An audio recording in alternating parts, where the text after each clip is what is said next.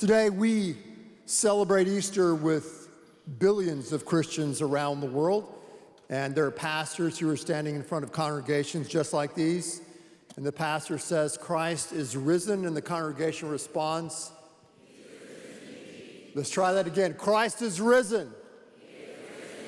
Christ is risen. Growing up, I never thought that I would one day have to wear eyeglasses. I just didn't think that was going to be my experience. My dad had perfect vision. I went through elementary school, high school, played a little bit of basketball, no problem, perfect vision. College, everything's great, still seeing clearly. Then I got into grad school, seminary. Some people jokingly call it cemetery. Preacher joke. And it's about my mid-year. I was around 25 years of age, and I was in Dallas. I was driving down the street, and someone said, "Hey, turn right at Greenville." I go, "Where?" They go, "Greenville. Don't you see the sign?" And I said, once we got closer from the car, "Well, yeah, now I see it." And they go, "Well, something wrong with your eyes?" I go, "No, my eyes are great. I have perfect vision." And then we kept going, turned another block, and they said, "Turn here, which street?" And I was struggling again. And they said, "Listen, you need to go get your eyes checked out." So I didn't want to do that because I'm a guy, and we just don't like to do things like that. And so I did. I went to, see a guy who was examining my eye and trying to figure out, and took the test. And they said it looked like you were going to have glasses. And then they put that kind of diving bell thing in front of my face, and they go, "This or this, this or this or this, this or this, this or this, better this," and they try to fit me for glasses. So I eventually got eyeglasses, and I had to have glasses for almost everything that I did. Glasses to read, glasses when I spoke, sunglasses, glasses when I played sports, just prescription glasses galore. And what's interesting about my loss of eyesight as I got poorer, it happened gradually. For some people, it's kind of quickly. For me, it happened over time. That's why I didn't realize that I was, in a sense, losing my 20/20 vision. But man, eyes affect everything that we do. And to wear glasses means that you need help in order to see things clearly. But our eyes are not just about what we can see visually. Eyes, in a sense, are also revealing, aren't they? Over the years, I've had the privilege of officiating hundreds of weddings. And somewhere in the wedding ceremony, I will say to the bride and groom, I will say, join each other's hands and look into your eyes, because eyes are the windows to the soul. And repeat the following vows. We can see things in people's eyes. We can see love in people's eyes. Also, we can look in someone's eyes and we can see fear. We can see doubt in someone's eyes. We can see sadness and grief and sorrow when we look into someone's eyes. And we have a phrase for that. We'll say, "Hey, I could see it in their eyes."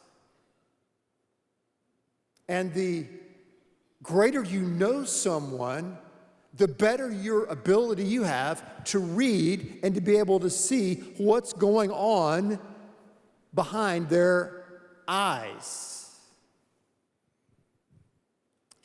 It would be kind of amazing if we could jump into a time machine here today and go back, not to the first Easter Sunday morning, but to Saturday night before the first Easter. And if we could look into the eyes of some of those early followers of Christ, I wonder what we would see. If we looked into Peter's eyes, the ultimate alpha male who failed big time. When Christ needed him the most, he denied him but betrayed him. I bet if we looked in Peter's eyes back then, we would see fear. We would see failure in his eyes.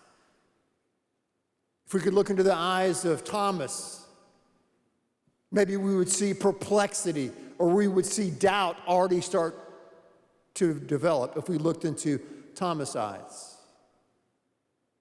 And perhaps if we saw Mary Magdalene's eyes, who Christ had cast these demons out of, maybe we would see a sense of hopelessness or grief as we looked into her eyes. I have a feeling that if we looked into their eyes, we could see that their dreams had been dashed, their hope had been crushed, and they were huddled in that upper room wondering, how in the world are we going to make it through just one more day? How are we going to make it? Now that our leader has been humiliated, crucified, and he's buried in a tomb, what in the world are we going to do next? And you could see that sense of worry, anxiety, and fear and despair if we could look into their eyes. But little did they know, something was about to happen the very next day.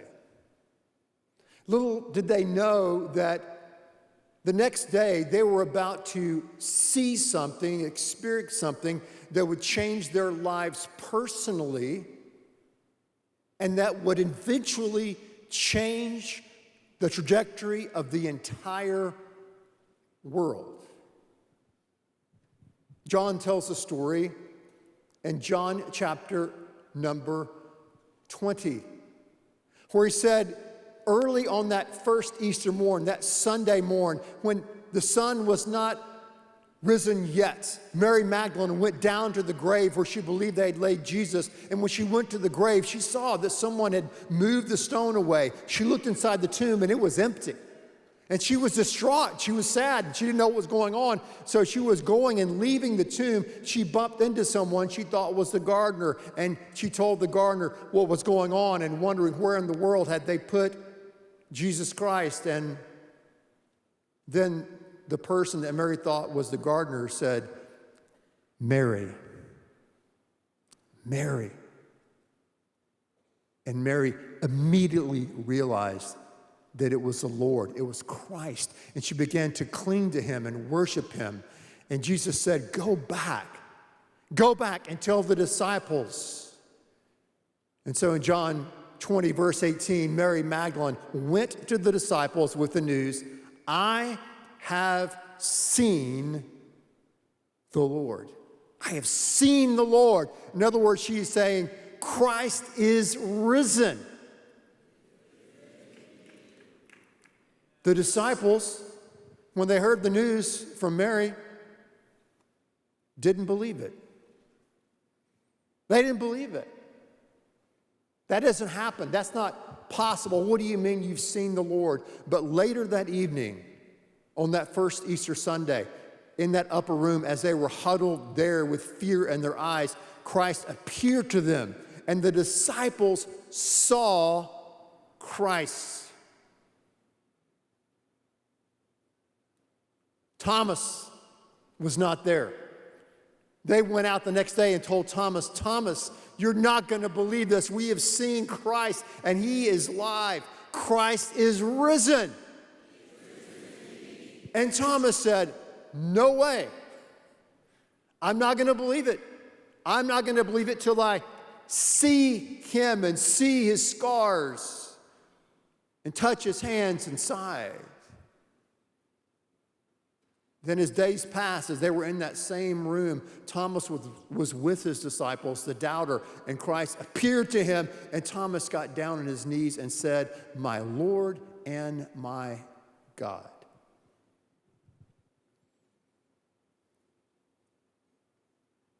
These early disciples had truly an eye-opening experience. They had an encounter with Christ that was empirical, that was evidential, and that was experiential. Personally, it gave them hope.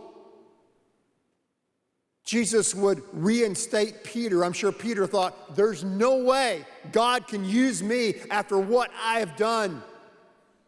But Christ forgave him and empowered him and sent him out to be the leader in that early church. Thomas, the doubter, the skeptic, I'm not going to believe till I see. He went out and left the country eventually, and he was martyred in the nation of India years later. Mary Magdalene became one of the closest followers of Christ there in that area, as she had this tremendous story to tell others about her deliverance and the deep love that God in Christ has for her. In that moment, when they saw Christ and when they began to see him over a period of 40 days alive from the dead, God gave them Easter eyes. He gave them Easter eyes. I was reading a book years ago, and it was a debate between an American theologian and a British theologian. And the American theologian said that the entire Gospels, and I would argue the entire New Testament, was written through Easter eyes. In other words, the resurrection was the great reversal that changed everything. So not only did they see him alive from the dead, resurrected, which was very perplexing, all of a sudden, all those sayings that Christ said that seemed so strange and enigmatic, all those paradoxes and all those parables and stories began to make sense. Even his bloody, messy death, his crucifixion began to make sense as they realized, oh, he is the sacrifice. He is the lamb. He shed his blood on the cross as a substitute. He is our mediator. And somehow everything started connecting. It's like that famous graduation speech that Stephen Jobs gave years ago at Stanford. It's called The Dots Connect. Somehow the dots connect. He talked about in his own career that if you follow your passion, all these things in your life that you think don't make sense or disjointed, if you keep following your passion long enough, somehow they're going to connect and start to make sense. And he talked about how all those things came into being so that he started this company that you carry around in your back pocket and purse right now. So when Christ came back from the grave, the man who wrote these scriptures, began to connect all these dots from the Old Testament scriptures, from all the sayings of Christ, and somehow they realized that everything hinged on this resurrected Christ, and that Jesus Christ was and is who he says he was. The gospel spread throughout the Mediterranean world. Started with nothing. No money, no school, no army, no military, no political influence, nothing. And within 300 years, because of their commitment and their belief in the bodily resurrection of Jesus Christ and the life that he can give, Christianity, by 325 AD, had taken over the entire Roman world. Everything hinged on the resurrection of Jesus Christ. Everything hinged on their experience of seeing Christ, and then with those Easter eyes, gaining a perspective that they never have. Because if Christ is alive, if he's alive, that means that he is here with us now, that he can be inside of us, and that we will be with him forever, even when we die, because death is dead. Death is dead. Easter eyes. Later on, there was an enemy of the Christian faith by the name of Paul. He had a radical conversion experience. In order for him to have Easter eyes, he had to be blinded by the light. But once he converted to Christianity, he wrote a good part of the New Testament. And he said in 1 Corinthians chapter number 15, because some of the Corinthians were saying, well, maybe the resurrection is really not important. And Paul said, no, are you kidding me? Without the resurrection, without Easter eyes, we're flying blind. Good Friday is bad Friday. The cross is foolishness. Christianity is an utter joke. Without Easter eyes, we're unforgiven, unwanted, and unaware in this vast universe.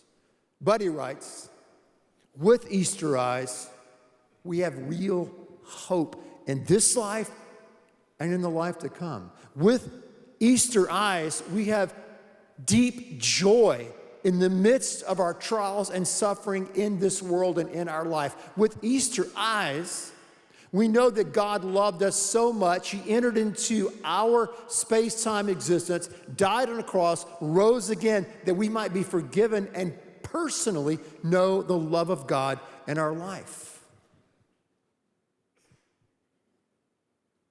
When we have Easter eyes, we are empowered to see life in an entirely different way.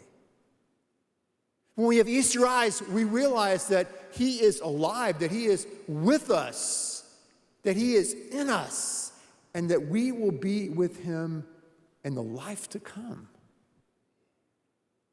And this is not some mythical, metaphorical, symbolic kind of deal. No. Christianity is not a bunch of rules and values and absolutes and truths and ethics and morality, though it does contain many of those things.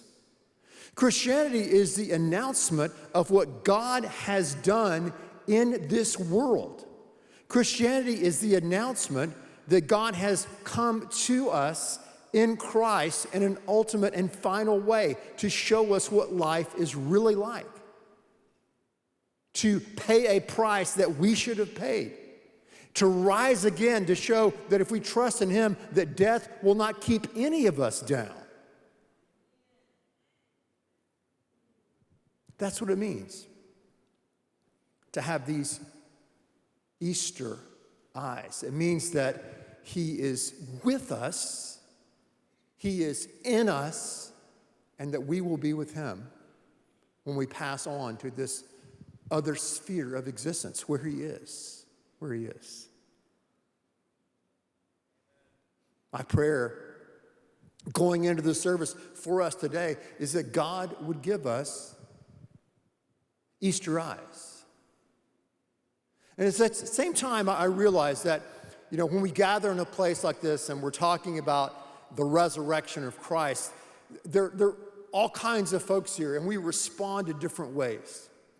When Paul was in Athens in the book of Acts, chapter number 17, and the people there were primarily Epicureans and Stoics. And Stoicism's kind of made a comeback today. And he was talking to them about the resurrection. He was explaining to them how the resurrection related to the existence of God and how that could affect your life. And when he said this, some people there mocked him. Right? They just laughed and said, "That's crazy talk." Other people thought, "This is kind of interesting. We've never really heard about the resurrection." And some of the people there in Athens became believers. So on a Sunday morning, Easter Sunday here, that's kind of a common reaction among people. Some people laugh. Some people go, "That's interesting. I'd like to hear more." And others say, "Hooray," right? I'm with you. I believe.